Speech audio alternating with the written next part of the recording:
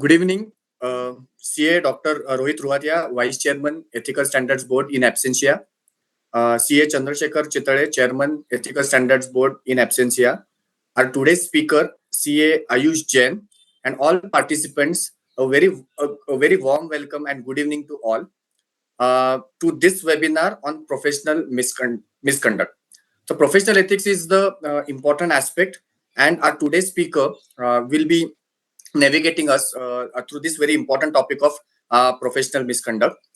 I'll before we move on to the technical session, I'll just briefly introduce our chairperson and chairman, Ethical Standard Board, and also, of course, the today's faculty, CA Ayush Jain. So, CA Dr. Rohit Ruhatia is presently the chairman of Board of Study Operations for the year 25-26, and he is also the vice chairman of Ethical Standards Board. He is a dynamic leader and holds the distinction of being youngest managing committee member of Jaipur branch, regional council member, and central council member in ICI's history. Under his leadership, ICI achieved a Guinness World Record for the largest career counseling session, and he has been the chairman of various committees like Committee for Members in Practice, wherein he introduced the initiatives like Practice Ki Pathshala and 7-day residential program for new COP holders. He is also the chairman of SAFA SMF committee for 24-25. CA Chandrasekhar Chitale, chairman Ethical Standards Board for 25-26. He is a distinguished chartered accountant and a senior partner at CV Chitale and Company, and also the member of council for 3 terms, that is 2019 to 22, 22 to 25, and currently 25 to 29. He has been appointed as a chairman of Ethical Standards Board and Board of Internal Audit and Management Accounting, and also a vice chairman of a Committee on International Taxation.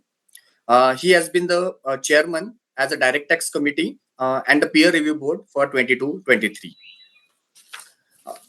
Now, I'll formally introduce CA Ayush Jain, sir, our today's faculty. Ayush Jain is a chartered accountant. However, he surrendered his certificate of practice and founded a unique and the only startup in India engaging in niche consulting practice focused exclusively on empowering practicing CA firms since 2019. With over 5 years of specialized experience, he supports CA firms in strengthening their operations, capacity building, staying compliant, and managing regulatory complexities. His core area of expertise include ICI regulations, specifically peer review, quality review, NFRA review, and code of ethics readiness, standard operating procedures, and internal firm manuals. He also helps in representation before regulatory authorities such as ICI's disciplinary committee, NFRA, SFIO, and ED.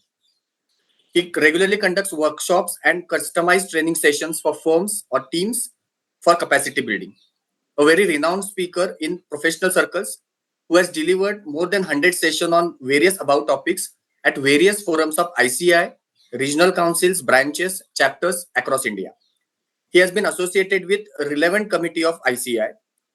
More than anything else, he is having hands-on experience of more than 150 CA firms as clients from all parts of the country. So we welcome CA Ayush Jain, sir, to navigate us through this topic. And I welcome you, sir, and over to you, sir.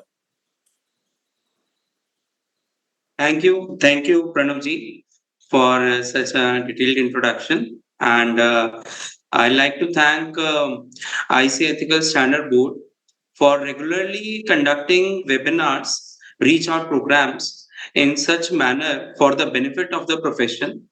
For the benefit of the professional, especially since we get to regularly know or get to hear that ICI is not conducting programs on such code of ethics, or we were not aware about what were the requirements, and so we did out of negligence or unawareness. Our negligence was not intentional. So I appreciate the chairperson and CV Chitleji, vice chairperson, Rohit Ruvatia ji in absentia, and especially the secretary Ashish Bhatnagar ji and his team for focusing and regularly focusing upon this aspect to have webinars or seminars on code of ethics for over the past few months, especially past 1 to 2 years in this area. And on this topic, on which we I have been invited by Secretary ESB. On the professional misconduct. This is very important topic as far as the awareness pertains to, especially in the scenario where the CA Amendment Act has already seen the day of the light, and although various rules are yet to be notified, but a very significant change from 1949 Act that earlier in earlier times or even today till the new rules are notified, new sections are notified till date, the CAs as an individual, CAs in their individual capacity, regardless of the firm they pertain to, are being subject to disciplinary proceedings. As on date, these are the provisions. So even if you are signing in the capacity of a partner of a firm, so the disciplinary proceedings are being conducted separately as a firm, but somewhat they are primarily the intent or the focus is upon the partner, signing partner, particularly. So whatever the due course or resultant activity will be. For example, that if you are debarred, so firm is not debarred, but CAs are debarred. Okay, but with C Amendment Act coming into force, there are specific provisions of debarment of FRN, regardless of the fact that the partner made a misconduct, regardless of the fact that the signing partner was the primary responsible person.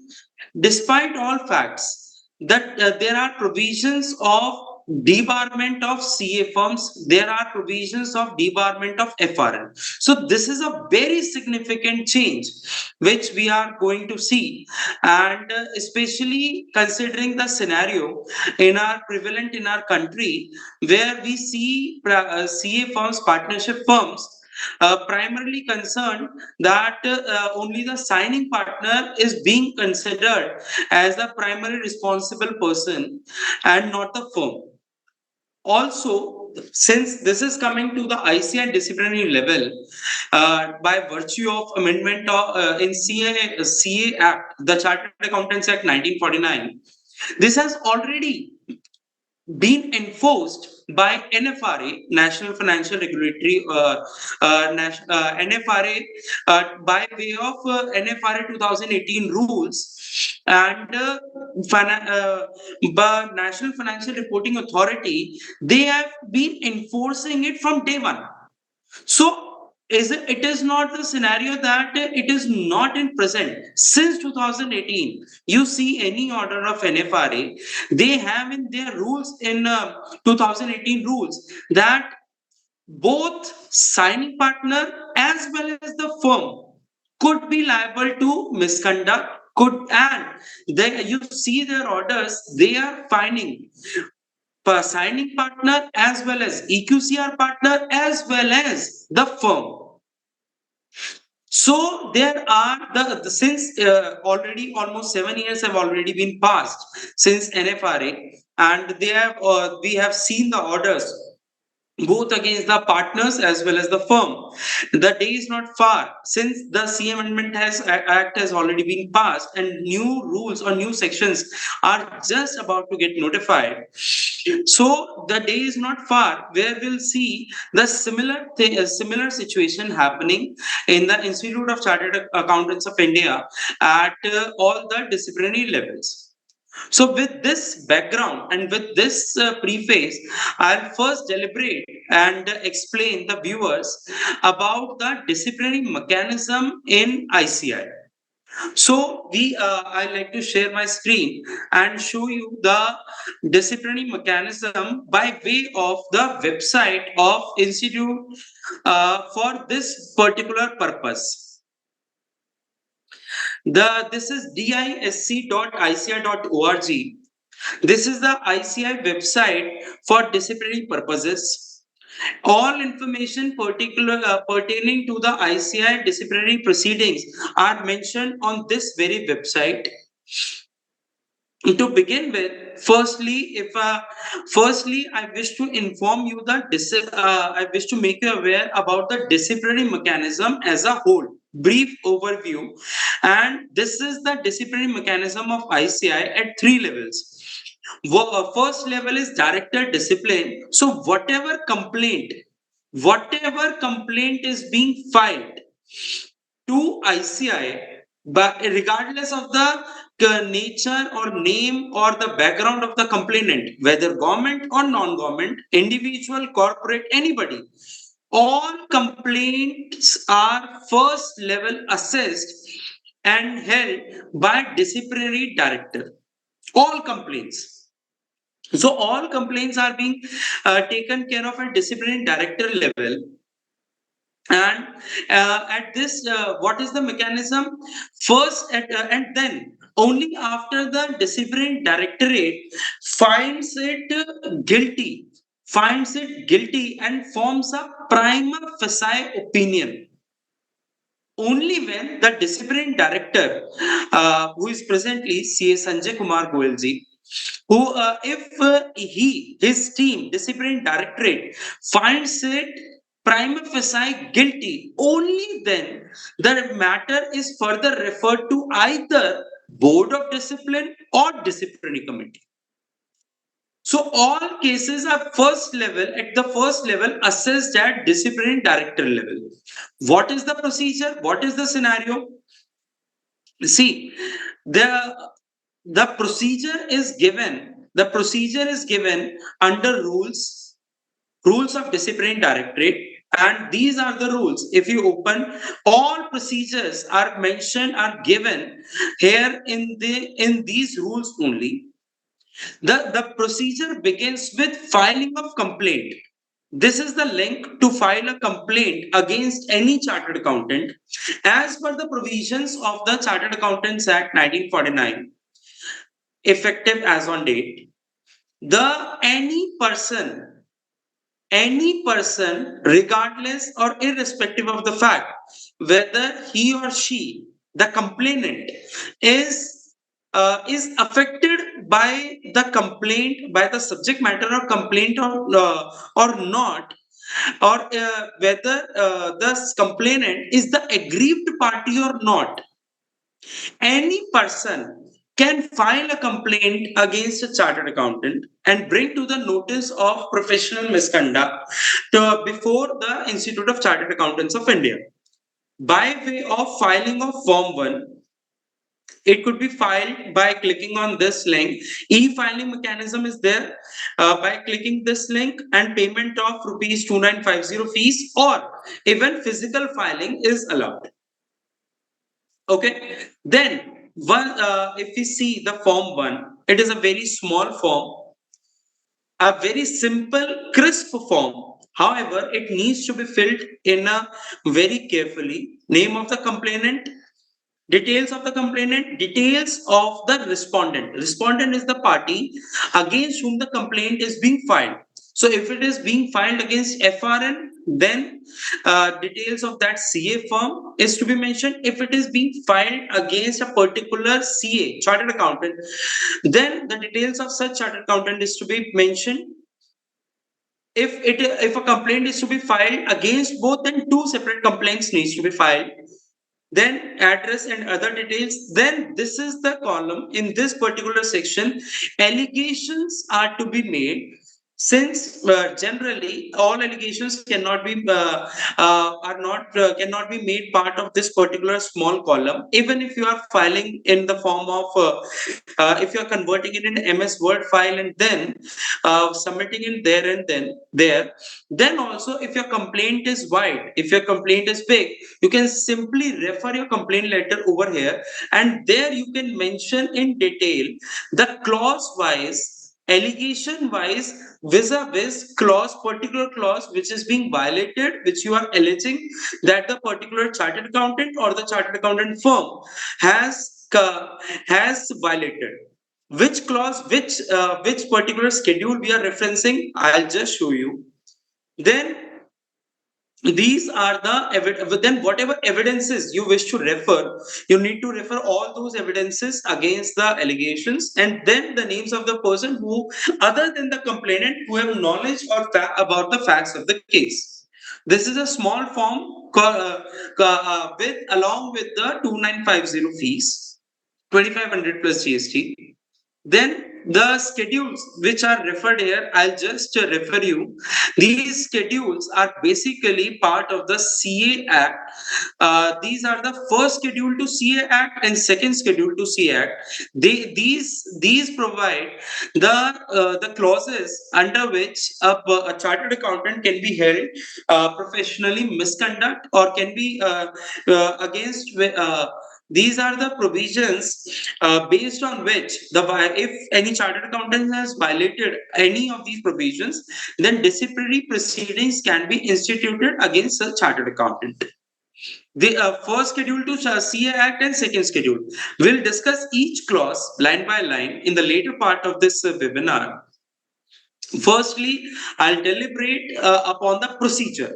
So if the particular schedule, if the particular complaint is part of is for if a particular complaint against a chartered accountant or CA in practice falling because of violation of any clause of the first schedule, any clause. Let's say it is a violation of this particular clause of a previous alter communication, non-communication with previous alter. So if this is the case, this particular clause 8 of part 1 of the first schedule, let's say this is the case, then only and only this is the basis of the complaint, then the particular case pertains to schedule 1, first schedule to the CA Act, and firstly complaint will be filed by the complainant against the respondent before ICI disciplinary directorate by filing form 1 along with the fees. If the if the um, if a if not an individual but a government authority, a government company, non-government company, or a firm, another chartered accountant firm or a partnership firm is filing a complaint against a chartered accountant or chartered accountant firm, then along with the form 1 there is also a requirement of the resolution where a particular person is being empowered on where to file complaint against the respondent on behalf of the complainant. So resolution by the company filing the complaint or resolution by the partnership firm filing the complaint. That resolution is also required. Then after the complaint is filed, next step as provided provided under these rules, the next step after filing of the complaint, if we see all the steps are being provided over here after the complaint is being filed, ICI disciplinary directorate team reviews the same, and if they find any technical technical flaw in the complaint, then they send it again back to the complainant to either correct it, and in case the complainant does not correct the same, then the same is being treated as information, not as a complaint. There is a difference between information and complaint. First, I'll discuss with you about the complaint. So let's say the complainant corrected the same, and then ICI registers the complaint with a defined reference number. After that complaint is registered, the same is being forwarded to the respondent as it is by way of physical communication, and generally a period of 21 days from the date of receipt of the complaint in the hands of respondent is being given to the respondent to submit a written statement in his or her defense against each clause or against each allegation provided in form 1. Then after the complaint is being filed, after the complaint is received by after the complaint is being received by the respondent is supposed to go through the entire complaint and submit written statement. If he or she finds the time to be insufficient, 21 days, then they can ask for a time extension. One time extension is allowed and permissible with appropriate reasons on record. One time extension is generally been given by disciplinary directorate. Then, upon submission of written statement against each clause or allegation on merits, the disciplinary directorate then refers or forwards the complaint and then forwards the written statement of the respondent to back to the complainant. Why? To submit rejoinder. The complainant, so what is the step? The complainant filed a complaint, then the respondent is supposed to provide defense against each allegation mentioned in the complaint. Then after the complaint, so you have now the discipline directorate is having complaint, then written statement. Then after the written statement is received, again the discipline directorate sends the same to the complainant for submission of his rejoinder. That is the comments which the complainant wishes to make based on the submission, based on the replies, or based on the defense submitted by the complainant by the respondent against the complaint of the complainant. Now it is the choice of firstly it is the choice of complainant to submit written statement. In case the written statement is not submitted by the complainant, then directly based on the complaint of the complainant, oh sorry, in case the written statement is not submitted by the respondent, then based on the complaint filed by the complainant, the disciplinary directorate directly forms an opinion based on the complaint filed by the complainant. Now, again, for the rejoinder part, it is at the option of the complainant to submit rejoinder. In case the rejoinder is submitted, then the disciplinary directorate (DD) will consider the same all the three documents: complaint, written statement, and the third one is rejoinder. In case the complainant does not submit rejoinder, then ICM will assume that he or she has nothing to say and nothing further to submit, and the disciplinary directorate will form opinion based on these two documents, that is complaint and the written statement. Now, while forming an opinion, while analyzing each and every word of the complaint as well as the written statement as well as the rejoinder, if applicable, if there is any, in case disciplinary directorate deems it fit that they require further information, it could be any further information in form of any document, further information in form of any statement, any information they require to appropriately investigate or to appropriately form an opinion, investigate the case or to appropriately form an opinion, then disciplinary directorate may send a notice to any of the person regard asking for requirements. And meaning of any of the person is, firstly, it can ask the complainant to for more information. It can ask the respondent for further information, or even it has been seen that it can ask that any third person also for the information. For example, we were discussing a case regarding previous order communication as a very small example, very small matter, regarding previous order communication. So in such cases, it can also it has been seen that disciplinary directorate sent a notice to the client, to the company, asking for their minutes or board resolution or AGM resolution, asking for the copy of such resolutions whereby the appointment was being made of the new auditor.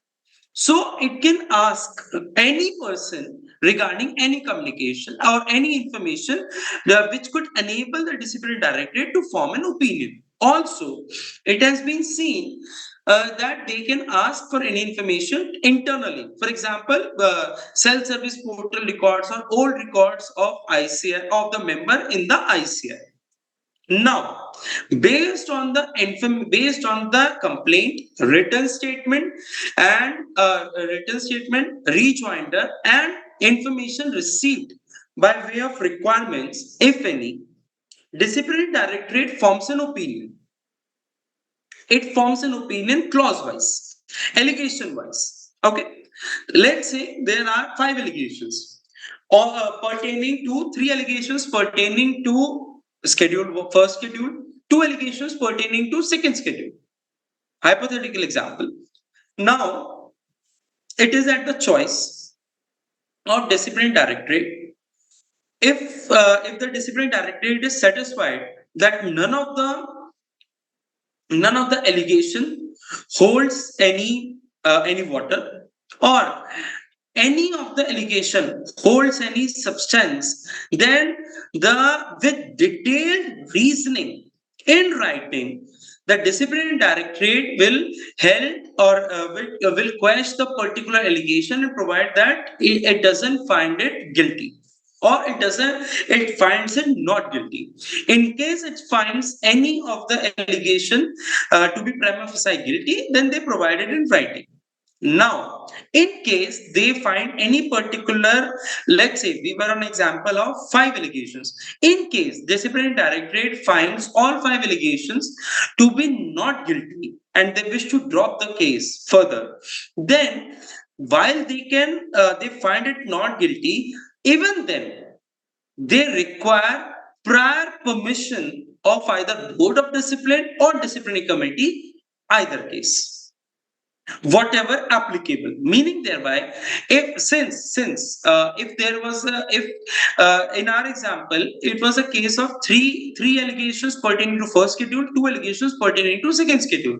Had it been the case that all the allegations pertain to only first schedule, then they would have required the permission of board of discipline, because the matters pertaining to only first schedule to CA Act goes falls under the jurisdiction of board of discipline. Now, for any matter pertaining to either only second schedule or both first and second schedule, then they fall under the jurisdiction of disciplinary committee.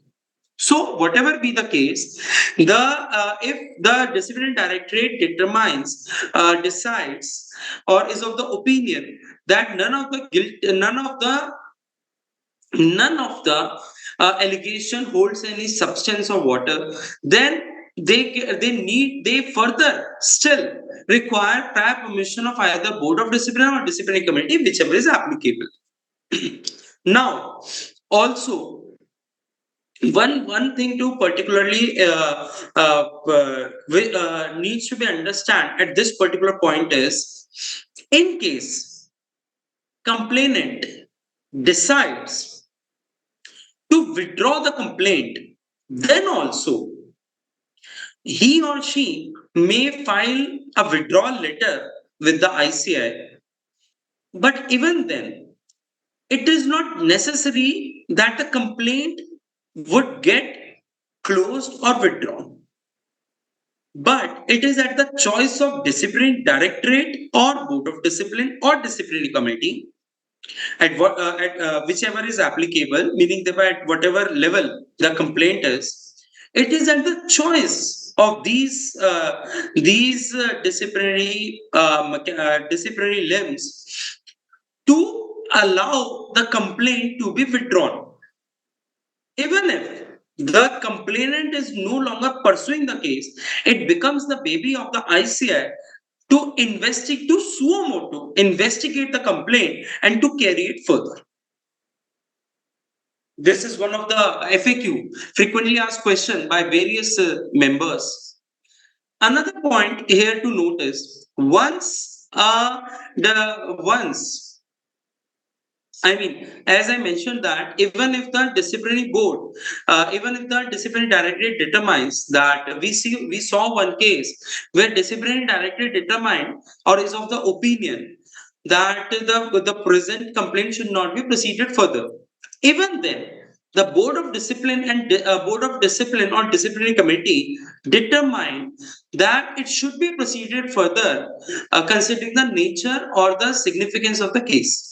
So yes, even if the PFO is found not guilty, but board of discipline or disciplinary committee may opine otherwise and can are allowed or entitled or empowered to to further carry on the case in the interest of the profession.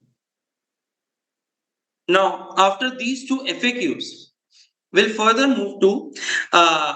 So, if you have noticed, till the formation of prima facie opinion, commonly referred as PFO, the respondent was given primarily only one opportunity of being heard. That is by way of written statement, and no other opportunity of being heard. Secondly, while the complainant was given two opportunities of being heard. First, he filed a complaint and then by way of rejoinder. Secondly, no physical hearing was made till this level. So, yes, it is also one of the frequently asked questions by members. No physical representation of your case, but till the level of PFO, till the level of disciplinary directorate. So you need to ensure that your written statement is prepared in is prepared very strong manner and on proper merits. Then let's say they find one more thing. We were on example where five allegations were there. Even if the discipline directorate allows to found or is of opined that three allegations were not guilty and opined that two allegations were guilty, then it will go then three are dropped over here, and for two allegations where DD found it guilty will move further to board of discipline or disciplinary committee, whichever applicable.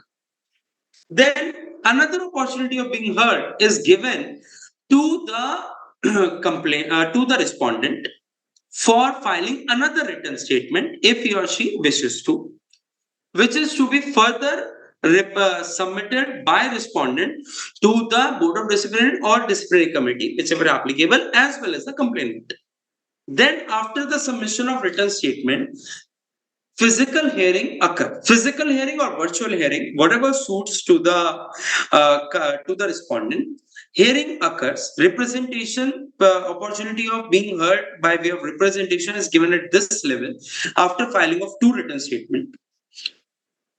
While the constitution of the board of discipline is this, let me show you. This is the board of discipline constitution, where Rajendra Kumar P, who is Central Council member from Chennai, is the presiding officer with one government nominee and one another Central Council member, CA Preeti Savlaji, who is from Mumbai, Western region. So they are, and with secretary being Sanjay Kumar Goelji, Discipline Directorate, they are the and this is the constitution of the Board of Discipline. Now, when it comes to the disciplinary committee. Now, the disciplinary committee has 4 benches. Region wise, the disciplinary committee has 4 benches, where the bench 1 pertains to the eastern region, Kolkata and all, eastern region, and it is being led by the Vice President ICI. Presiding officer is CA Prasanna Kumar D, who is from Andhra Pradesh, Visakhapatnam. Then 2 government nominee and 2 Central Council members, CA CV Chittaleji, who is from Pune, Western region, and CA Vishnu Kumar Agarwalji. So this is for Eastern region. Eastern region, so no member from East. Then bench 2 pertains to Central and Western region. So MP, Rajasthan, Uttar Pradesh, your Maharashtra, Gujarat, entire Western as well as Central region comes under it, being led by presiding officer is President ICI, who is from North region, Nandaji. Then 2 government nominee, then Central Council member from North region, C. Pramod Chenji from Delhi, and CA Ravi Kumar Patwaji, another Central Council member. This is for Central Western region. Then bench 3 for Southern region. We have again President ICI as presiding officer, then 2 government nominee, then Piyush Chacheji, who is from Western region, Mumbai, and Abhay Chacheji, who is from Central region, Bhopal. This is for Southern region, and this is bench 3, and then bench 4.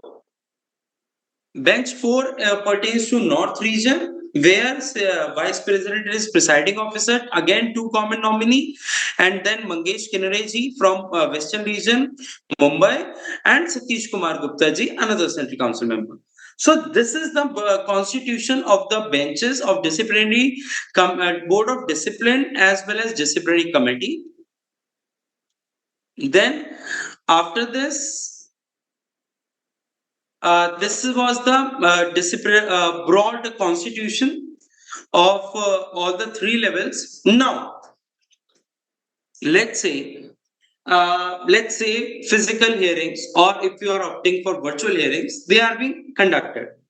What is the procedure?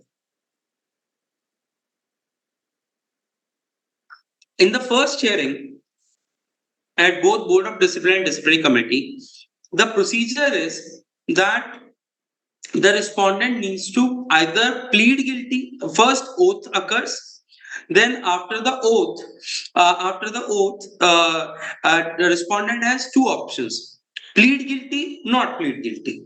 So if the respondent pleads guilty, then the case is closed there and there, and whatever the board of discipline or the bench of disciplinary committee forms an opinion, guilty, reprimand or fine or removal from membership, whatever they form an opinion, accordingly order is passed.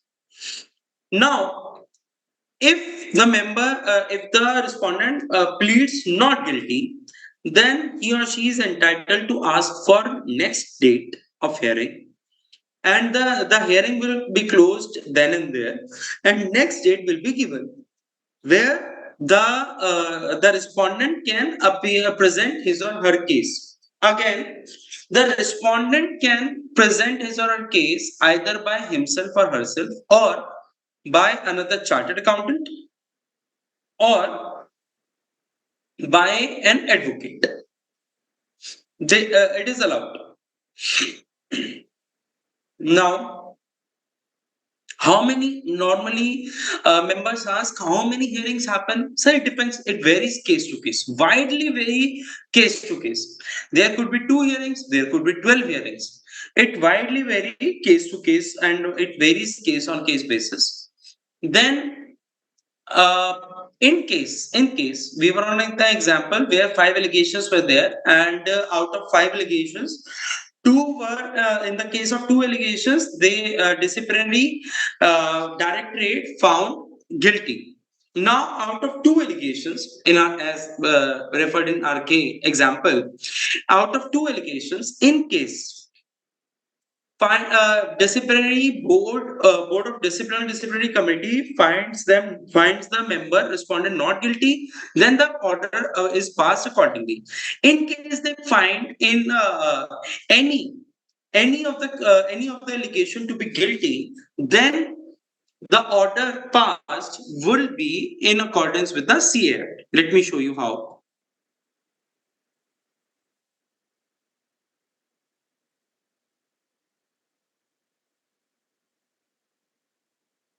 It is in the power of board of discipline. This is the repercussions. Normally CAs generally when first level they ask, sir, what will happen worst to worst. Okay, so if it is a first schedule case, board of discipline, then board of discipline can take any of these three actions: reprimand the member, give an official warning, making it guilty, but giving an official warning letter, then or remove the member for up to period of 3 months, or impose a fine of up to rupees 1 lakh. So if it's a first schedule case, then this is the scenario. Till the time till the time CA Amendment Act doesn't come into force. As soon as it will come under force, then these punishments are being increased. Then, in case the matter pertains to second schedule or both first and second schedule, then the this is the repercussion. Disciplinary committee can reprimand the member, or the disciplinary committee can remove the member, debar the member permanently, or for such period as it thinks fit, unlike 3 months in case of board of discipline, or impose such fine as it may think fit, which may extend to rupees 5 lakhs. So this is the scenario. What happens if an order is being passed? Another FAQ members generally ask, especially while filing MEF or CNDG forms, there is a question if any disciplinary proceedings are pending against a particular member, any partner of the firm, or such things. Answer to this is a proceeding will not be considered as pending unless PFO, prima facie opinion, is formed as guilty against the member. Unless PFO is found guilty. Unless the member has been communicated negative with the negative PFO, the matter will not be considered as pending pending before ICI. Pending, it will not be termed as pending disciplinary proceedings. So, in case you are filing, in case you have just received a complaint and your MEF gets due in, let's say, 2 months, or your CDG is getting due after in February 26, and you have not received PFO in adversity by then it will not be termed as a complaint pending. Now, when we comes to, there was a pendency on my part, which I mentioned, information. So there are two procedures of filing complaint against ICI. One is by way of Form 1 filing. If the complaint is filed by way of Form 1 appropriately, then it will be termed as complaint. If there is a technical defect which has not been corrected, or simply a filing is being made not in Form 1, but simply an information is being sent either by income tax department or any human as well, any entity, simply stating what happened, not in the appropriate format, Form 1, then it will be treated as information. Information is being educated appropriately, but information takes a very longer period than your regular complaint, and you can very well understand that even small complaint is taking time. So what will happen to the information?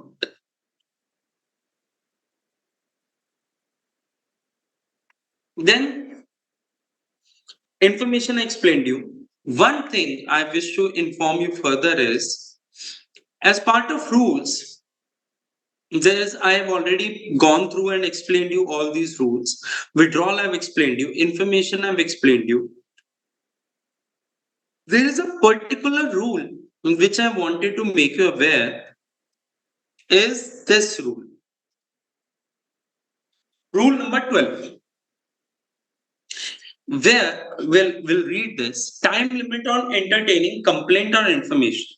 Where the director, who is director? Director discipline, is where the director discipline is satisfied that there would be difficulty in securing proper evidence of the alleged misconduct, or that the member or firm against whom the information has been received or the complaint has been filed would find it difficult to lead evidence to defend himself or herself, as the case may be, on account of the time lag or the changes that have taken place, rendering the inquiry procedurally inconvenient or difficulty.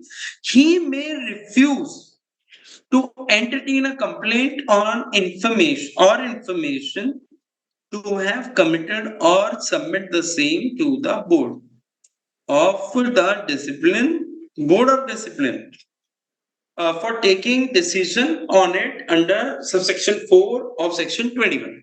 Meaning thereby, in case the matter pertains to an allegation which was the allegation pertains to an act which was committed before 7 years, or if it's a case of audit or certification, if the UDI generation date, from the date of UDI generation, 7 years have been elapsed, then then correspondent may request the discipline directorate to, in light of rule 12, to disregard the complaint because 7 years have been elapsed. But again, it is at the discretion of discipline directorate to either consider it or to either reject it. Okay. Now, this is the broad procedure of all the disciplinary mechanism. Now, this is entirely the similar thing which I have just informed you. All these procedures are the same. Orders of committee, yes, orders of board of discipline and disciplinary committee are appealable before ICA appellate authority. Then, after this we have covered. Then let me take you to the first schedule. Let me take you to the first schedule to CA Act.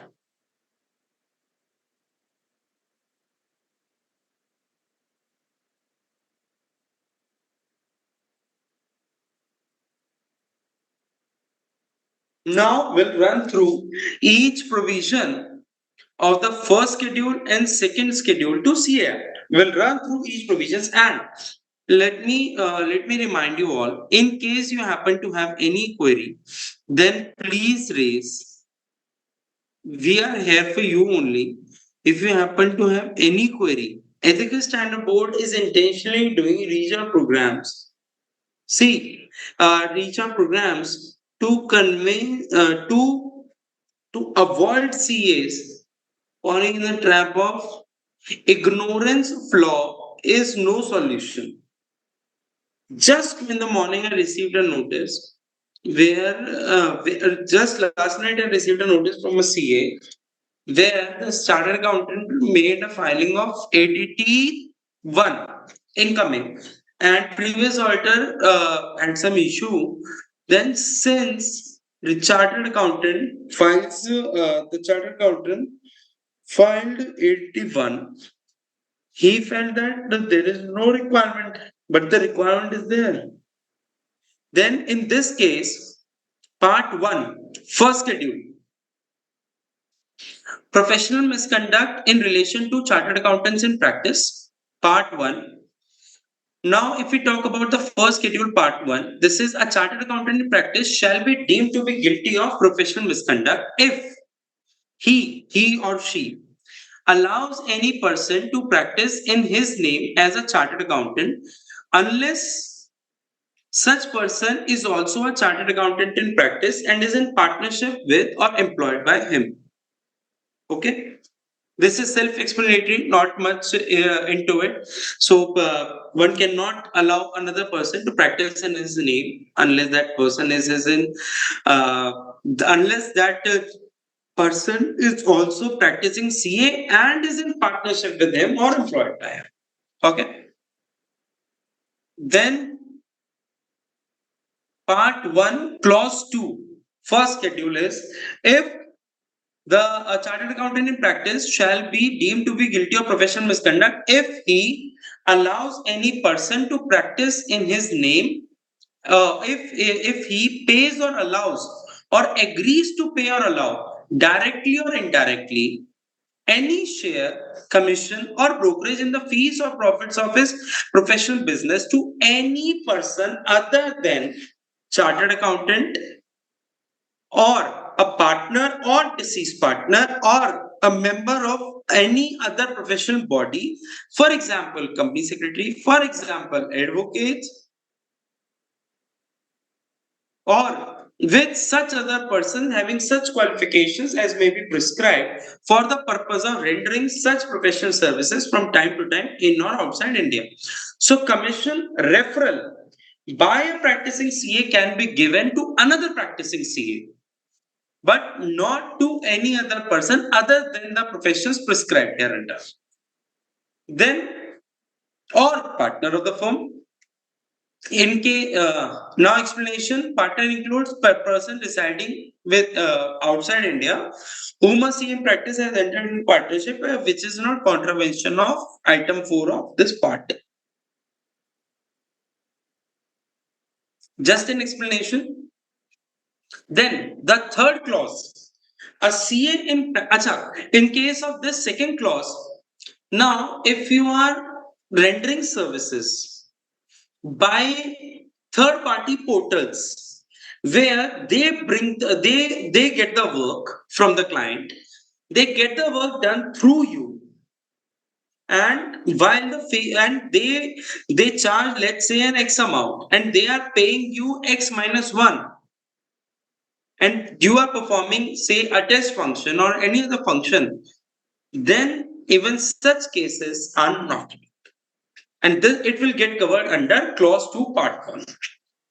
Then again, I would a chartered accountant in practice shall be deemed to be guilty of professional misconduct if he agrees to accept any part of profits or professional work of a person who is not a member of ICI, provided आपको देना नहीं है, so you are not even supposed to receive that money.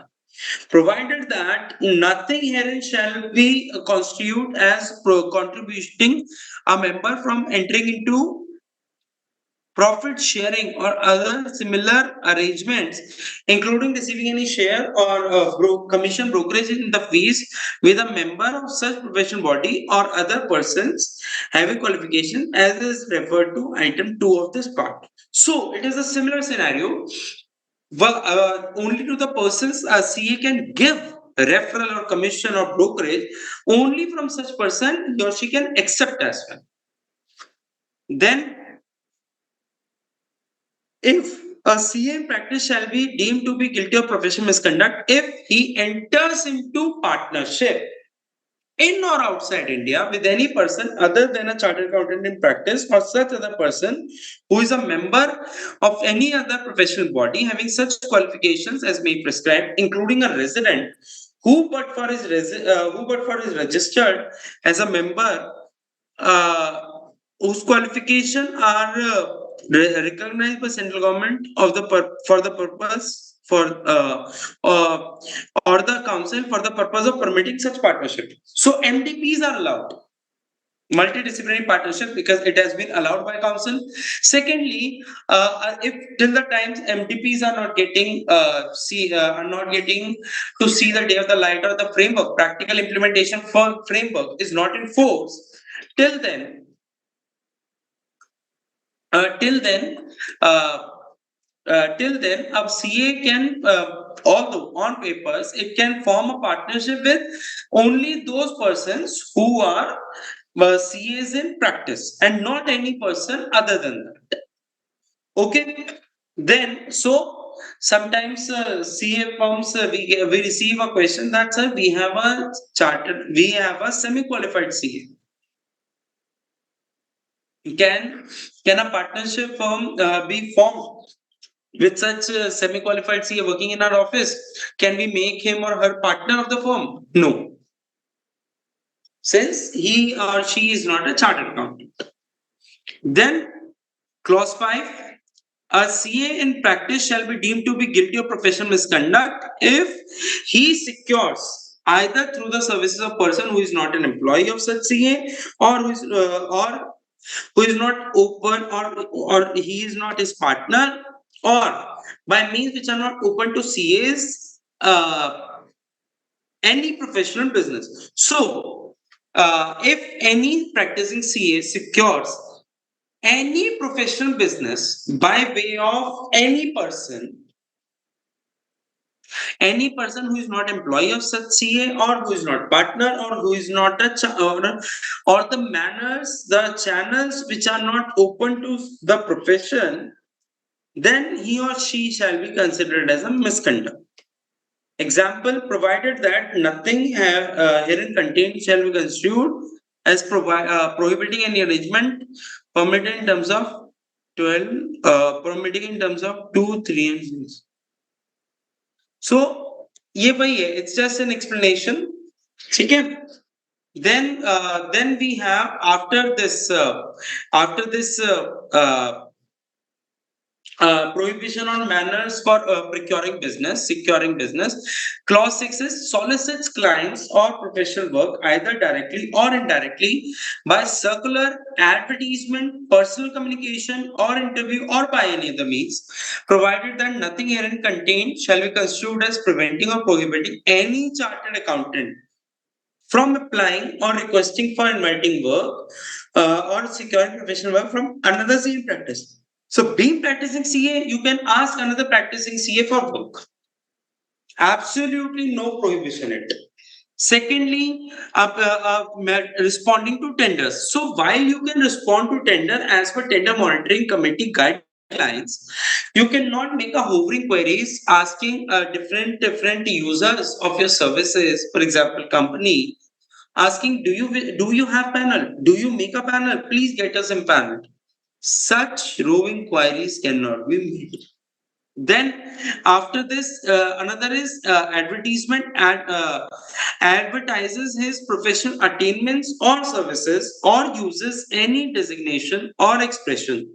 So, firstly, advertises his professional attainments or services, then uses any designation expression other than chartered accountant on professional documents,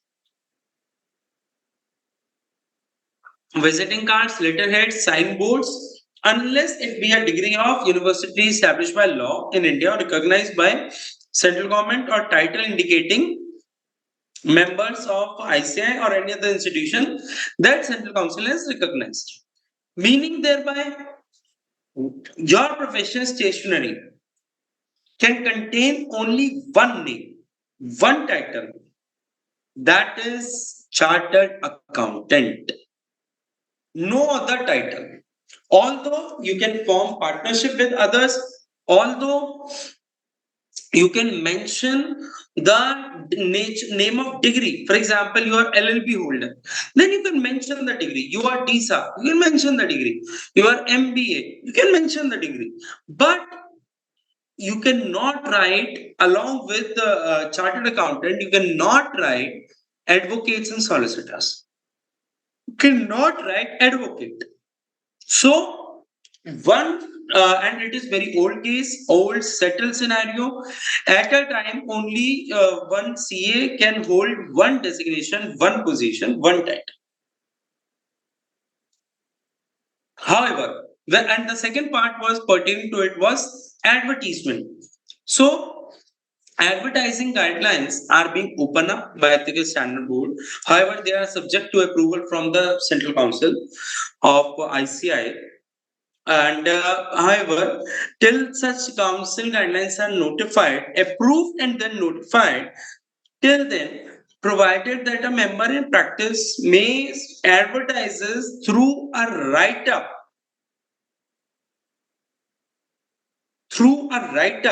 setting out the services provided by the firm or by him or his firm and particulars of his firm subject to guidelines as may be issued by council.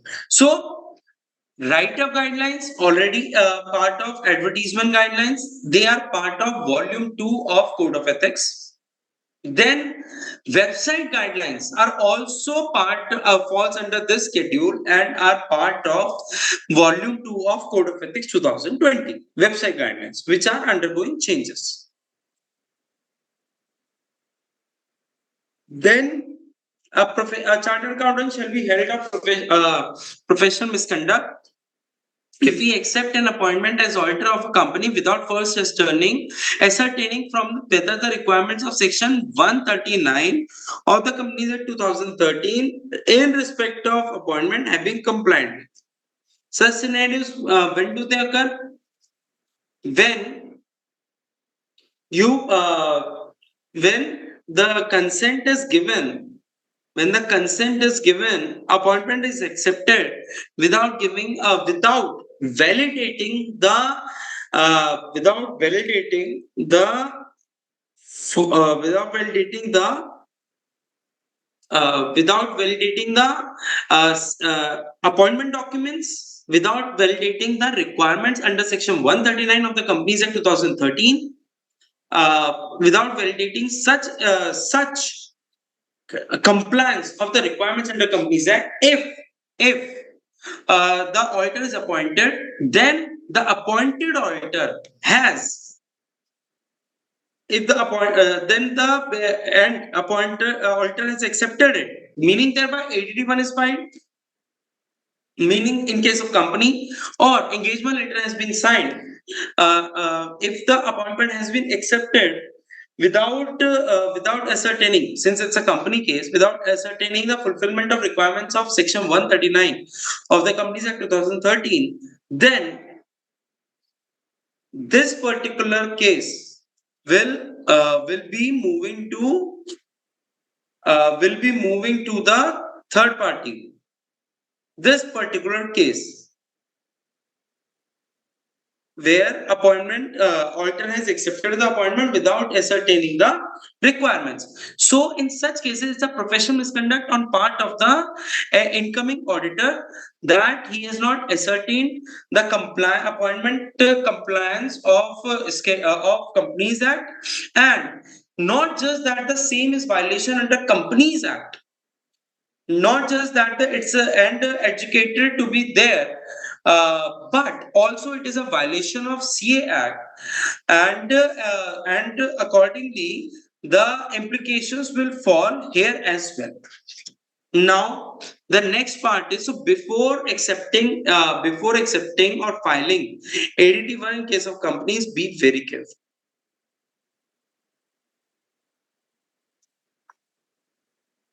Then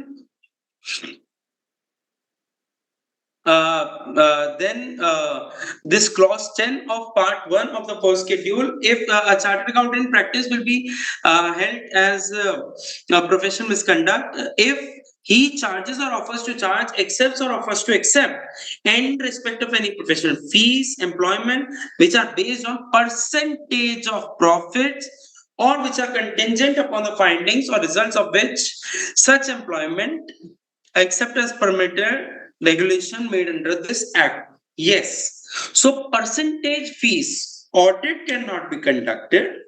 Like you cannot officially provide that will take X percentage. Let's say 5% of the fees, 5% of the turnover of the year will charge as a audit fees. This cannot happen.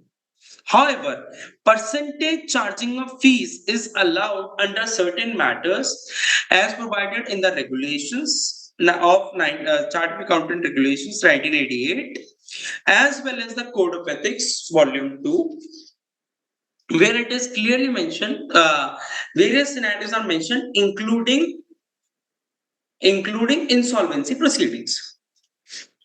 Then engages in any business or occupation.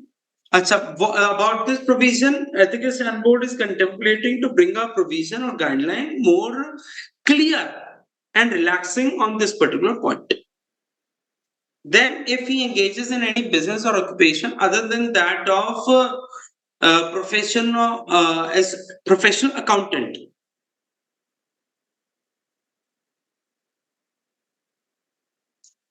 then provided that nothing contained here shall disentitle a chartered accountant from being director of a company, not being a managing director or whole-time director, unless he or any of his partners interested in such firm as an auditor. So this is self-interested basically. However, when we talk about this, engages in any business or occupation is also word. So just yesterday as well as a few days back, I have been receiving matters or queries pertaining that, sir, we were holding part-time COP, meaning thereby we were holding COP, but we were into jobs. So will are we correctly doing it? Is it allowed or not? So the answer is clear cut no. We are already handling one such disciplinary matter. Answer is clear cut no. Meaning thereby one can, while the part-time COP will be considered as COP as well as part-time for the limited purpose of for the limited purpose of training of the article assistants based on the on behalf of the firm. Only for that limited purpose, it is being treated as a CA in part-time COP. For all other purposes, it is full-time COP, and COP cannot be held while doing jobs. Then engage. Then the next point is allows a person not being a member of the institute in practice or a member not in his partner as he is a to sign on his behalf of firm any balance sheet P&L accounts reports. So any person other than any person uh, who is known or who is not himself a CA being given to if it is being allowed to such a person, then also it is a professional misconduct. So if you understand the overview, then this is the first schedule. This is part one of the first schedule. Now, if we come to part two, then this one was applicable for CAs in practice. CAs in practice. Then CAs, then part two, CAs in service in relation to the members of the institute in service. A member of the institute, other than member in practice, shall be deemed to be guilty of professional misconduct if he pays or allows or agree to pay or allow to any person any share in the emoluments of employment undertaken by him, meaning thereby charging of fees. If it is being shared without any value, without any value,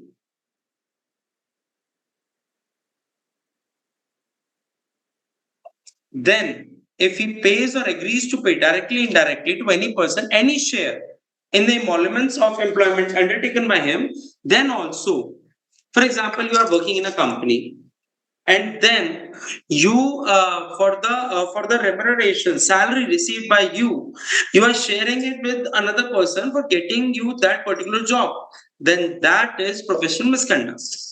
Then the next case is pays or agrees to accepts or agrees to accept any part of the fees,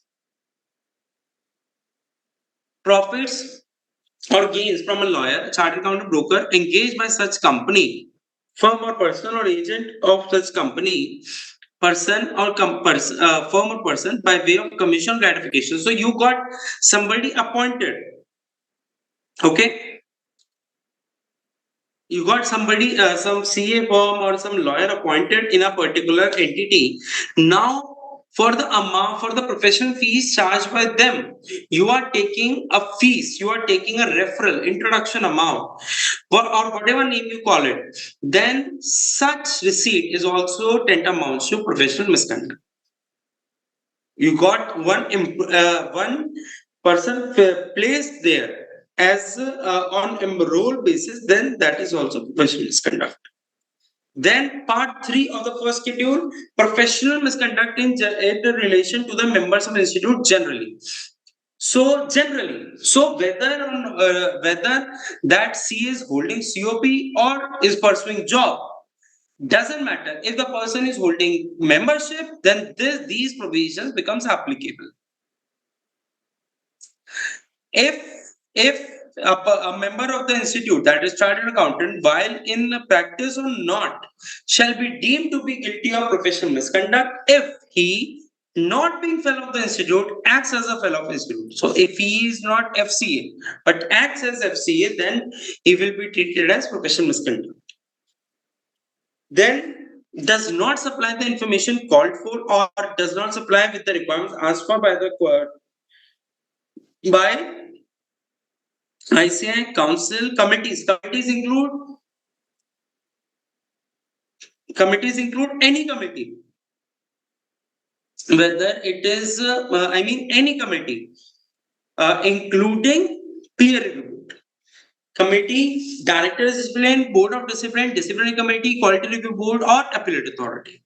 Then while inviting professional work, so here if you are not submitting, does not supply the information, if you supply false information, then that is a separate clause. Now, while inviting professional work from other chartered accountant, or while responding to tenders, inquire, or while advertising through or report, write up, or anything is provided under item 6 of part, giving the information knowing to be false. Very basic is you claim that you have a staff of 20 people, but in actual, and you mentioned the same in your profile, you mentioned the same on your firm website, but is it true? Your firm, let's say your firm was having only three employees, then this is false. Again, let's take an example that you were asked to make a submission. You were asked by disciplinary committee or you were asked by any of the committee of ICA to furnish an information and you did not respond to it, then it will fall in line. Plus, what is this? This is while responding tenders. This is applicable in case of tenders. While responding the tenders, one need not to make information false. Then after this one, CAs in practice, first schedule 1, CAs in practice, 2, CAs in service, third, CAs in general, fourth, other misconduct. So first 3 were the professional misconduct. This one is other misconduct in relation to members of the institute generally, regardless whether or not they are holding COP or not, is held guilty by any civil or criminal court for an offense which is punishable with the imprisonment for a term not exceeding 6 months. So, under any act, under any law, even if it is traffic violation law, any act, motor vehicles act, any act, regardless of what, criminal act, any act, if a chartered accountant is being held guilty by civil or criminal court for an offense which is punishable with imprisonment for a term not exceeding 6 months, then under CA Act, such CA will automatically be considered or held guilty of other misconduct under Part 4, under Clause 1, Part 4, first schedule to CA. Many CAs will say, so it is up to 6 months. What about if the punishment or imprisonment is beyond 6 months? Then it will fall under second schedule. I'll show you. Then, second point is, if it is in the opinion of the council, which council? I say council, that that the said CA brings disrepute to the profession or ICA as a result of his action, whether or not related to his professional work. Now it is very wide, very wide. So and it is very subjective. For this particular point, this particular clause is the highly misused clause, misused where CAs are even facing, where CAs are being dragged for matrimony cases. Yes, the spouse of the chartered accountant files a complaint under this provision. Under this particular clause, many complaints are being filed, or even absurd complaints. You violated some, you happen to have some fight with somebody on the road, and he or she can file a complaint against under this provision. So yes, complaint is being this particular provision, and wherever somebody is aggrieved from a particular CA and he or she is unable to find any clause under which he or she wishes to file a complaint, they use this particular clause, that all this ABC or everything happened with us. They claim entire story and they just mention that this brings disrepute to the profession, and that is why this complaint should be treated. So this is one of the most badly used, misused provision of the first schedule, or let's say any of the schedule. Now, this was the first schedule, and if you consider upon overview, this entire first schedule pertains to the violations which are internal to the CA profession. For example, you were not FCA, but you claim to be FCA. Another one is you were being asked to furnish an information, but you did not show up for the information.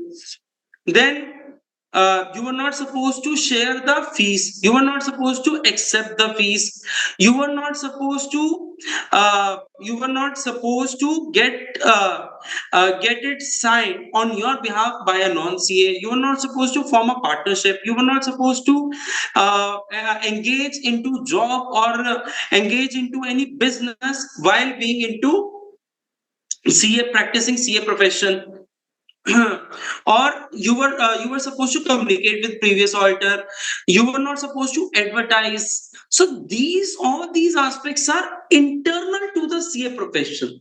So the first schedule primarily focuses on these matters, including this business, where CMA say that I happen to open. So, and even many CAs, what they are doing is not if they are doing it. We get to hear many things.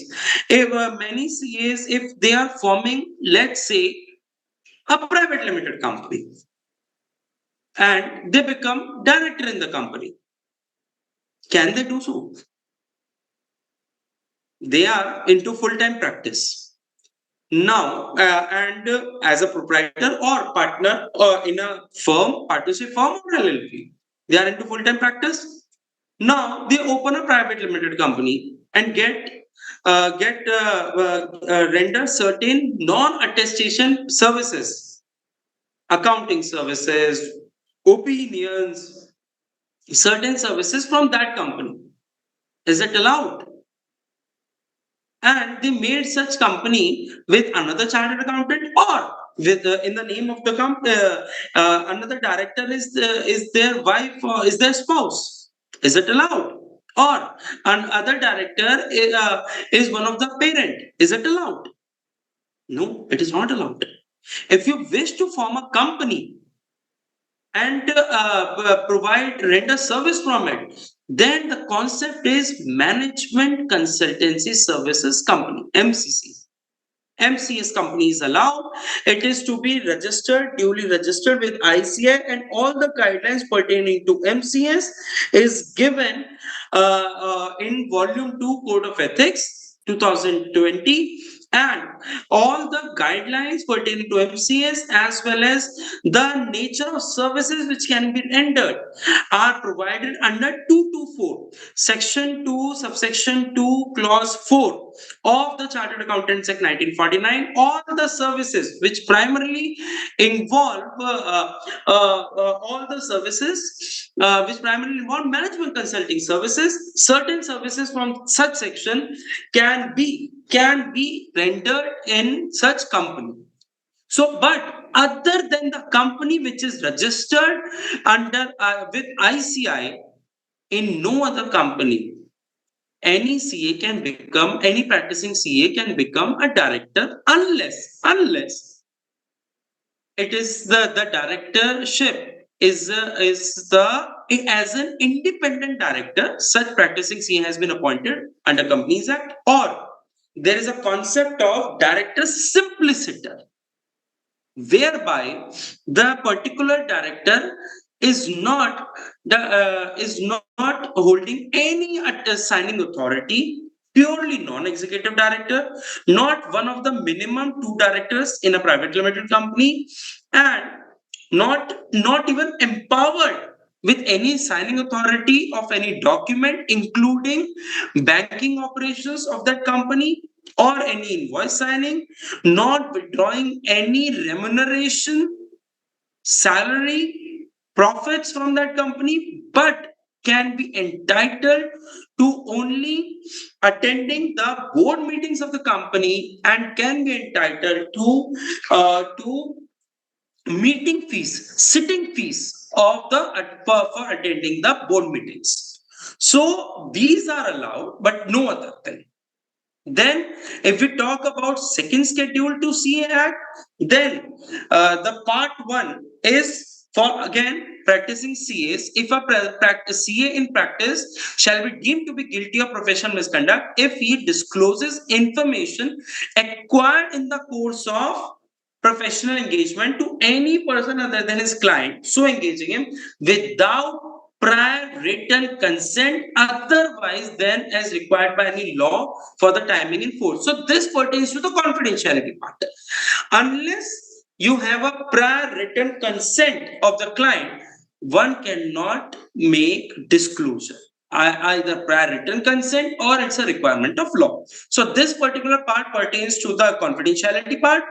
Then the second is certifies or submits in his name or in the name of his firm a report of examination of financial statements, unless the examination of such statements or related records have been made by him or by a partner or employee in his firm or by another chartered accountant in practice.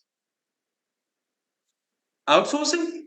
For example, you outsourced your work, you received an attest function audit certification, you received, and without reviewing, examining the relevant or performing relevant procedures, review procedures or audit procedures by yourself, by another partner of your firm, by an employee of your firm, or by another CA in practice, officially by an official arrangement, and you submit the same, then you fall under, or for example you relied upon the or for example you say you received documents from a tax advocate, and simply based on that, without examining, you simply performed and signed the audit report, you will also get be subject to disciplinary proceedings under this section, this clause 2 of part 1 of the second schedule to CA Act.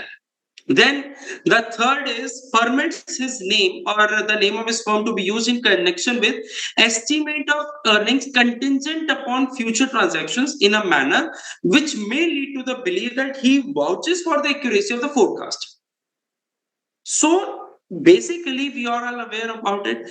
So is it the case, if the cross questioning occurs, is it the case that we cannot certify or provide any prospective, any document containing prospective information, or in the loan, especially in the loans, can't we do it? Sir, you can do it. Ma'am, you can do it, but in accordance with a particular, by fulfilling a particular standard issued by the auditing and assurance standard board in this regard, which is, in the case of projections, a practicing CA needs to perform this procedures and issue report in accordance with SAE 3400, the examination of prospective financial information. So, a prospective financials can be attested by a chartered accountant, but by issuing a report under SAE 3400 in accordance with the format, in accordance with the after in accordance with the performance of the procedures, in accordance with SA 3400. If it is not in accordance with SA 3400, then yes, it will fall under this particular violation, will fall under this particular clause. Then clause number 4 expresses his opinion on financial statements of any business or enterprise. Enterprise includes NGO as well, in which he or his firm or a partner in his firm has substantial interest, self-interest threat, then fails to disclose a material fact known to him, which is not disclosed in a financial statement, but disclosure of which is necessary in making such financial statement, where he is concerned with that financial statement in a professional capacity. It is not saying that you were appointed as an auditor. It is saying where you were concerned, where the CA, practicing CA, is concerned with the financial statement in a professional capacity. So it could be a scenario. It could be a scenario of review of financial statements. It could be a scenario of audit of financial statements. And if the practicing CA did not disclose a material fact which was not otherwise made it, which was not otherwise disclosed in the financial statements or notes there too, and the practicing CEO also did not disclose the same in its audit report or review report or whatever report he issued, then the same would fall under this clause violation. An example of the same could be, debtor. Example of the same could be debtors creditors confirmation. So, in case the debtors and creditor balances, trade receivables, trade payable balances in the financial statements are subject to confirmation, or the confirmations are not obtained, SC 505, external confirmations has not been properly followed, then and notes to accounts, it is not provided notes to accounts, then an ICA practicing auditor is also not disclosing the fact that the trade payables and receivables are subject to balance confirmations, or the balance confirmations are not being provided, but not being made available by the client CA, then by the client auditee, then the same would fall under this particular clause, violation of this particular clause. Then clause number 6 fails to report a material misstatement known to him to appear in a financial statement with which he is concerned in a professional capacity. Fail to report a material misstatement. For example, we all are aware of Satyam case. Material misstatement. The same would fall here. Does not exercise due diligence or is grossly negligent in the conduct of his professional duties. So these 5, 6, 7, all these three clauses often goes side by side along with falls and are being considered in a single complaint. Often. Even the eighth one fails to obtain sufficient information which is necessary for expression of opinion, or its exceptions are sufficiently material to negate the expression of an opinion. For example, you did not obtain external confirmations.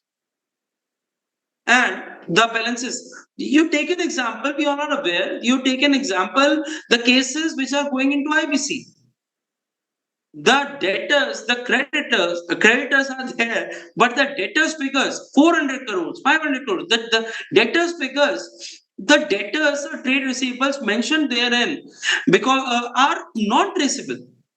And when the complaint is being filed, when the questioning is being made from the chartered accountant, from the auditor about showing on what basis he formed an opinion that it's a true and fair opinion and these figures are correct, the auditor was unable to furnish any document, any balance confirmation document, any document which could validate or which could even trace such trade receivable. So all these cases, such case which I've just given you, quoted you as an example, would easily fall under each of the clauses. 5, 6, 7, 8. Bank balances, balance sheets mismatch. All these would bank balances are not being reconciled. All this would fall under these cases. There is even a case where we recently, just last week, we received where ROC issued a notice. Yes, ROC. Even ROC is very active against the auditors. ROC issued a notice against a practicing auditor for 2 years, let's say 2021, 22, 21, 22, and where unsecured loans were accepted by the company were accepted by the company from non-promoters and non-directors. It's a violation, and they were not treated, they were not being reported in DPT3 as deposits. Also, in the Caro report, auditor mentioned that company did not receive any amount as deposit, or any no amount could be considered as deposit in accordance with section 73 of the Companies Act 2013. ROC issued notice. It was clear cut, and the notice was issued under section 448, having implication of section 447 of the Companies Act, of fraud, having imprisonment. So the proceedings in the having implication by because of making false statement in the capacity of auditor of the company, imprisonment. Such implications are there under Companies Act. Also, at the same time, under C Act as well. So you need to understand that even mm, small mistakes, inadvertent, you may say, but small copy paste errors, small negligences could of such could result in such heavy repercussions. Then fails to invite attention to any material departure from generally accepting procedure of audit applicable to the circumstances if essays were not complied, and you did not inform or you did not brought to attention the same in your audit report that we could not verify external confirmations, we could not perform external confirmations because we were not being provided support from the client, we were not made available the requisite information from the client, or the client did not provide a particular document or particular agreement which it entered with one of his customer citing confidentiality. So you need to provide, without compromising your audit procedures, without adjusting. You need, if you are not provided or reported in your audit report, this clause 9 is there to knock your door. Then clause 10 fails to keep monies of his client other than fees or remuneration or money meant to be expended in a separate banking account, or to use such monies for purposes for which they are intended within a reasonable time. You received a fee, you received money for GST payment. You were filing GST return of a client, and you received a money from a client for payment of GST challan, and you used it to adjust against your fees. This clause 10 is for there for you. Then part 2, members generally contravenes any of the provisions of this act or regulations made thereunder or any guidelines issued by the council. Now, this includes, this is very wide.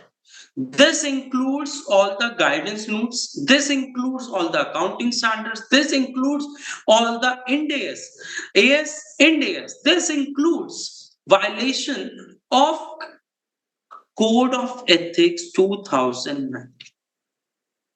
So if you, because 2019 Code of Ethics Volume 1 was being made mandatory from with effect from 1st July 2019, 1st July 2020. And in case you are not fulfilling any provision of all those 330 pages, having any clause having prefix R, that is requirement, which is mandatorily to be fulfilled regardless of regardless of what, only exception is if the particular circumstance is not applicable in your case. If you're not fulfilling it, it's a violation, that too under second schedule, that too where that to where your COP could be permanently, membership could be permanently debarment is there. So I wish to emphasize that Code of Ethics, just one example, Code of Ethics requires, in every case of audit, requires an audit firm to document identification of of all the 5 threats: self-interest threat, self-review threat, intimidation threat, advocacy threat, familiarity threat. Have you even heard of the names of these threats? Forget the implementation. If you have heard, well and good. If you have not, please go and check. Because with effect from 1st July 2020, the ICI Code of Ethics 2000, ICI Code of Ethics Volume 1 required in identification of all these 5 threats in each audit case and be made part in writing documentation of your audit file, and identification, then evaluation, then safeguards, if any. Do you have such documentation in your audit file? That too from first of all the audits conducted, audit reports issued on or after 1st July 2020. If you have not, the clause number 1, part 2, second schedule is there for you. You think Code of Ethics is absurd? Second, clause 1, part 2, second schedule is there for you. So you need to understand why essays are important.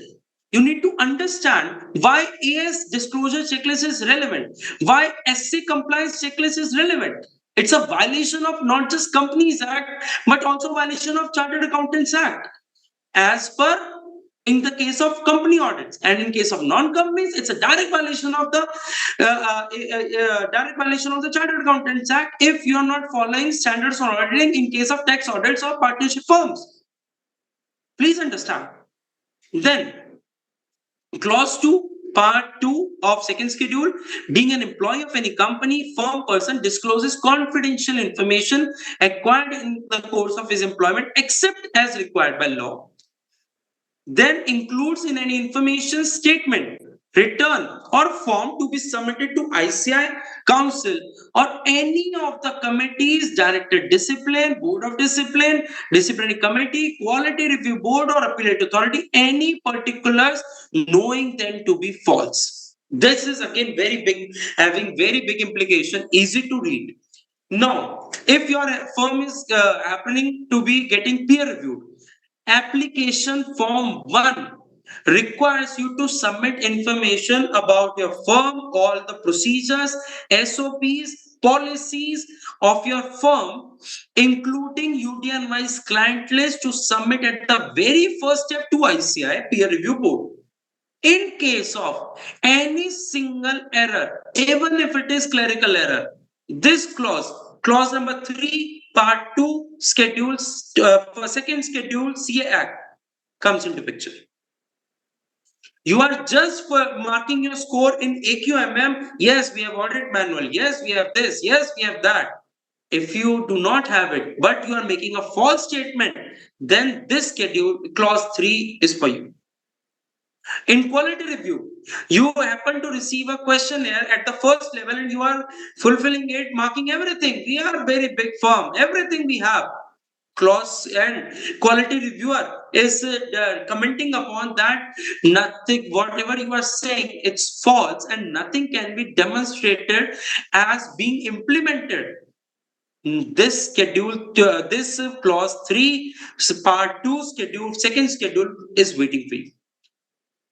In case you are submitting, if you are not submitting, or if you are submitting a return to ethical standard to peer review board as per the requirement for any client exceeding fees or heavy weightage client, 20% or 40% clause, 20% in case of public interest entity, 40% in case of non-pi for of forming part, fees forming part more than that of your turnover, 20% or 40% for continuous period of 3 years.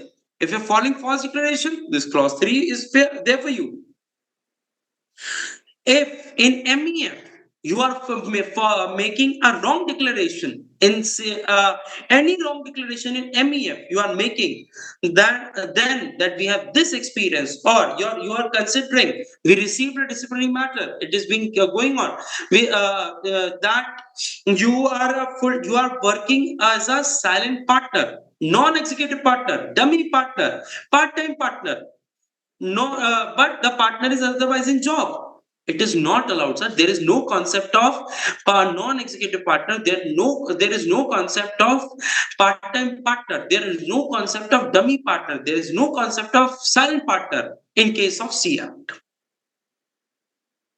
Your partner is doing job and also a partner in your firm, sir, that particular partner is waiting, is subject to violation of schedule 3, oh, clause 3, and you submit MEF, then your firm is has violated clause 3 part 2 second schedule.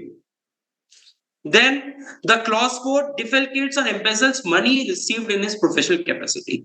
Then part 3, other misconduct in relation to members of the institute generally, meaning thereby a member of the institute, whether in practice or not in practice, holding membership number shall be deemed of guilty of misconduct, other misconduct if he is guilty of any civil or criminal code for an offense which is punishable with imprisonment for a term exceeding 6 months. You have been imprisoned under FEMA law.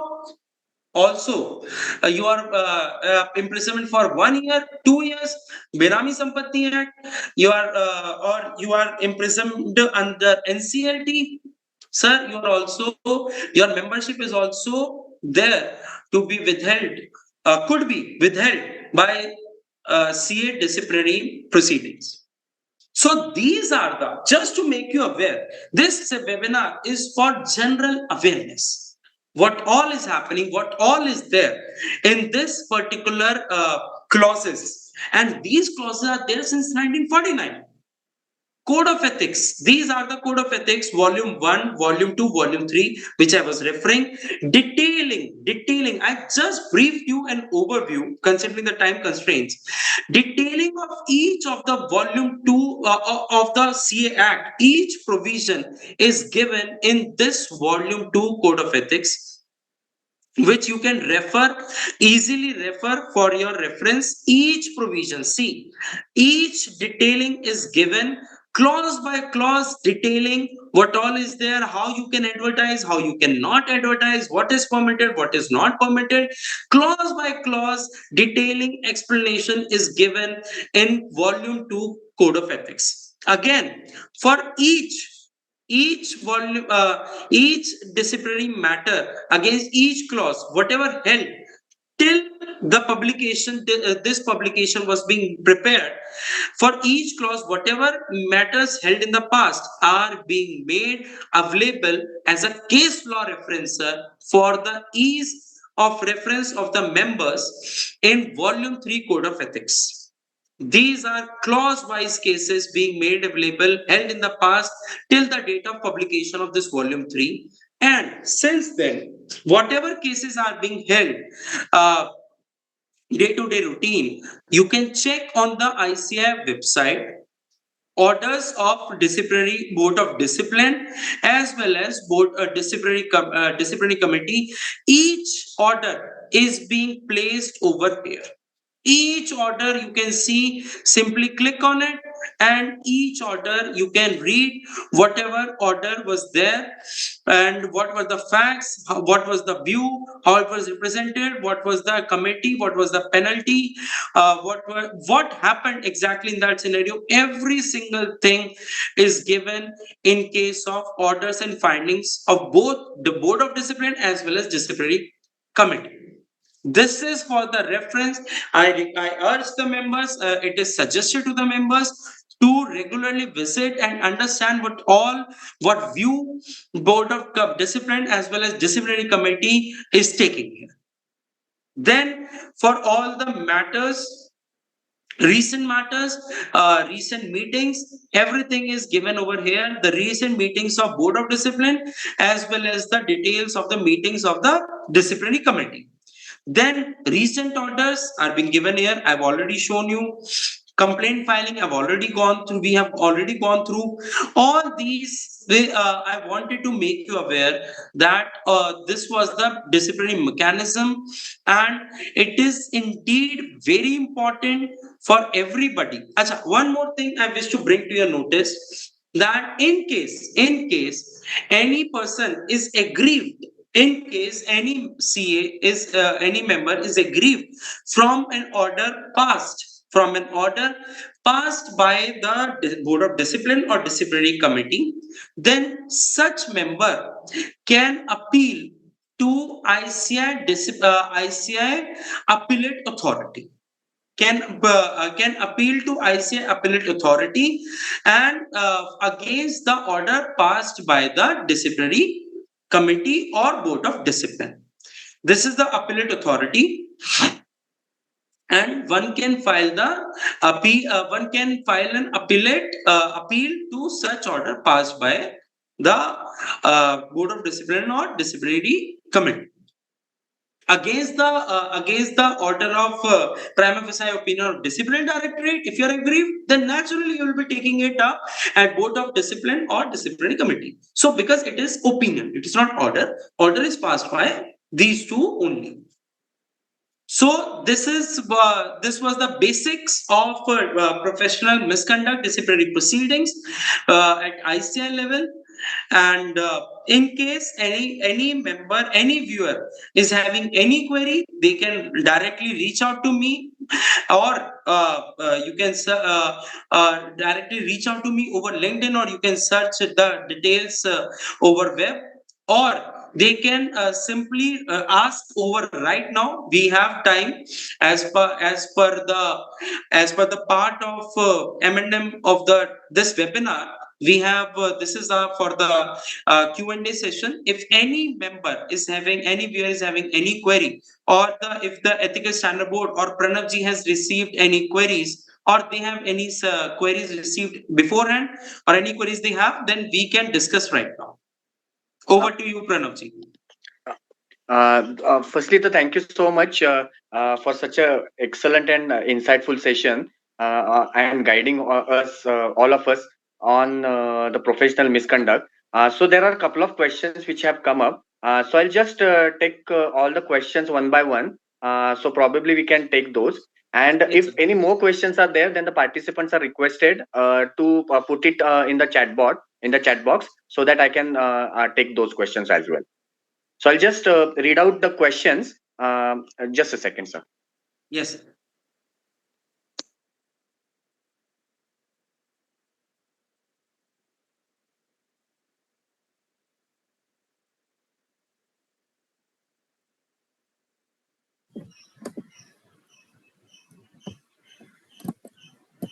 So the first question is, can I use prefix CA for registering any complaint against any government organizations like railways, airport authorities, banks, and others on social media, etc.?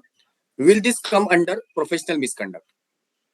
Sir, being a member of the institute, you can use CA as a designation at any place if you are representing yourself in the capacity of chartered accountant. Okay. Uh, the other question is non-compliance by partner who passed away, that is death, and the notice came later. How to handle such misconduct by the balance partners remaining in the firm? That the case needs to be understood. Your query is not complete.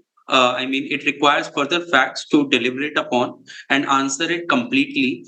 However, in case a partner is deceased and he signed some certificate or audit, and the complaint came later, then it needs to be understood that the complaint, that the such certificate or audit or such attestation function was performed on behalf of FRN, that is firm registration number, on behalf of the firm.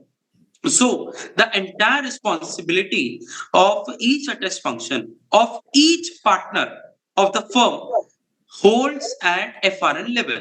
That is why, with effect from 1st April 2009, ICI has a standard on quality control, SQC1, which is going to get replaced by SQM 1 and 2 with effect from 1st April 2026, which provides the framework, the system, and at FRN level for each function, each attest function, which requires that regardless which partner is signing, there needs to be a defined procedure and how the relevant documents pertaining to the procedures performed as well as the basis of opinion needs to be retained by the HO or by the firm, even if the partner is deceased or even if the partner is retired.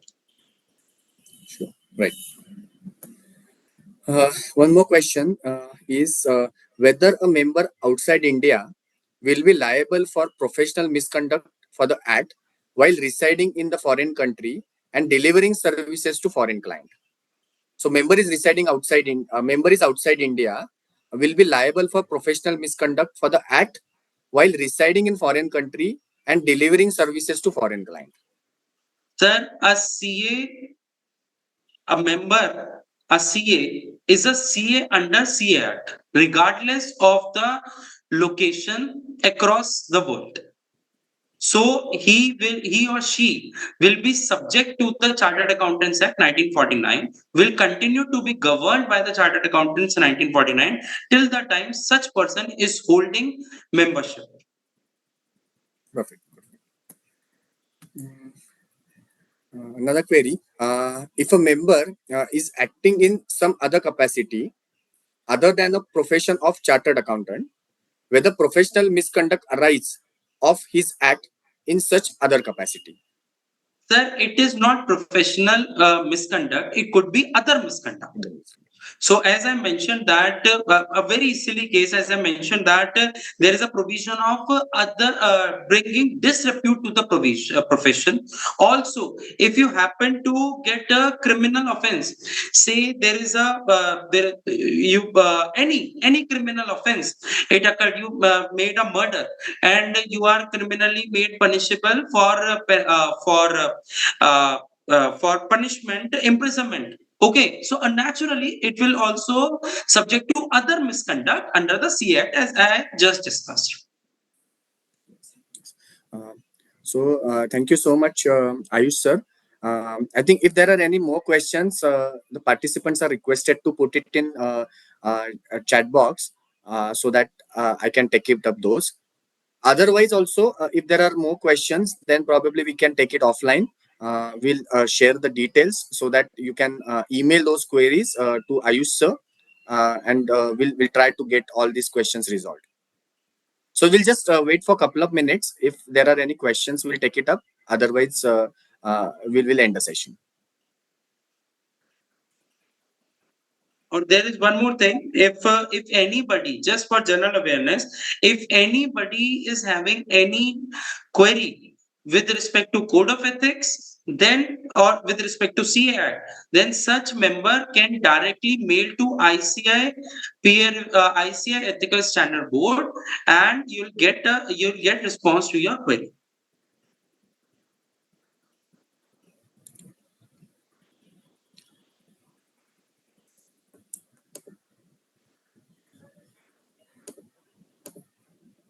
Uh, okay, no further questions as of now. Uh, so thank you so much, Ayush Jain sir, for such a wonderful and excellent session and giving all the insights with all the clauses and whatever the latest amendments that is coming in CA Act and rules that will be framed there under. So once again, thank you so much. And I also would like to thank the secretary and the chairman and the vice chairman of the Ethical Standard Board for such a wonderful and excellent session and a knowledgeable session. So thank you so much all, and thank you to all the participants for joining at of this a great session. So thank you so much. Thank you. Yes, yes, sir. Yes. Thank you.